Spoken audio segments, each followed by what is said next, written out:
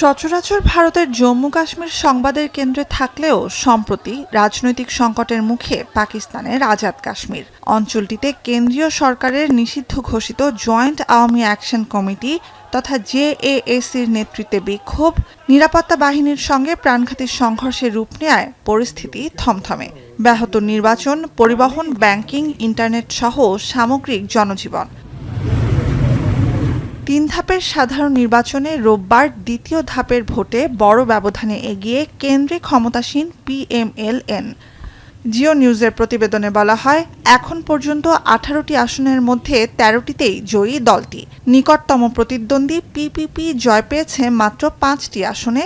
সরকারি দলের বিরুদ্ধে ব্যাপক ভোট কারচুপির অভিযোগ পিপিপির।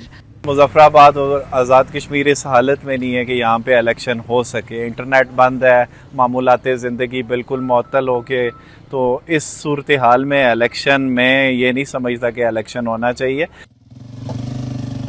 ভিটামিন ই ও সি সিরাম ৮টি প্রাকৃতিক অয়েল সমৃদ্ধ লিলি সিরাম অয়েল, যা চুল পড়া কমায় মাত্র ৩০ দিনে। জুনে জেএএসিকে নিষিদ্ধের পর থেকেই আজাদ কাশ্মীরের শুরু হয় বিক্ষোভ, রূপ নেয় প্রাণঘাতী সহিংসতায়। নিরাপত্তা বাহিনীর সঙ্গে সংঘর্ষে ৩০ জনের বেশি বিক্ষোভকারী নিহত হয় বলে দাবি জেএএসির। আজাদ কাশ্মীরের অভ্যন্তরীণ রাজনীতিতে ইসলামাবাদের হস্তক্ষেপ এবং অর্থনৈতিক অবহেলা নিয়ে ক্ষোভ কয়েক দশকের।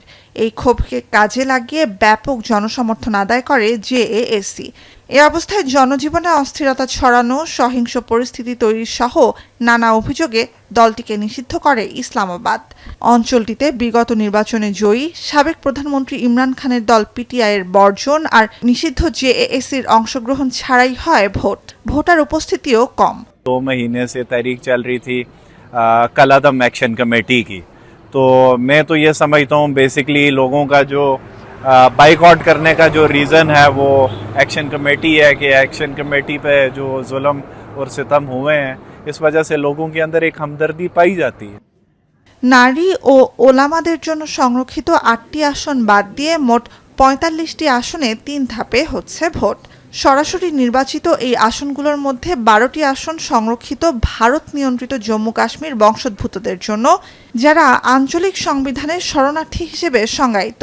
স্থানীয় রাজনীতিতে কারসাজির জন্য এই আসনগুলো অঞ্চলের বাইরে বসবাসকারী ব্যক্তিদের দিয়ে পূরণ করার অভিযোগও রয়েছে কেন্দ্রীয় সরকারের বিরুদ্ধে। वोट मुंतखब करने के लिए अपने 5 साल अपने हुक्मरानों को देने हैं, तो उसके लिए at least free and fair election होना चाहिए। এর আগে ২৭ জুলাই প্রথম ধাপের ভোটে ১৩টি আসনের মধ্যে ৯টি আসনে জয়ী হয় পিএমএল-এন। পিপিপি পায় 4টি আসন। পুঞ্চে তৃতীয় ও শেষ ধাপের ভোট গ্রহণ হবে আগামী ১০ অগস্ট। নুজহাত কামাল, এখন বিশ্ব।